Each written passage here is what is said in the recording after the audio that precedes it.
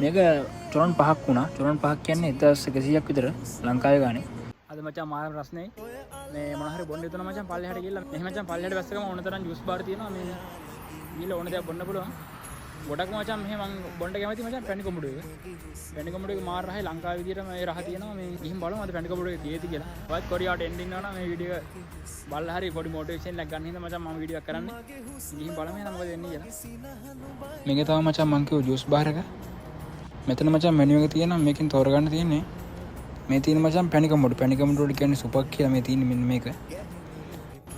මෙතන තියෙන මචං කප් සයිස් එක. මම මචං පොඩි කප් එකක් ගන්නවා. ලොකු කප් එක ගොඩක් බොන්න බැරි හින්දා. ඒකත් අරන් මචං මෙතන ඉඳන් බීලා ගියා. ඉතින් මෙතන ඉඳන් මම බීලා යනවා. මේක චොරන් 5ක් වුණා. චොරන් 5ක් කියන්නේ 1100ක් විතර ලංකාවේ ගානේ.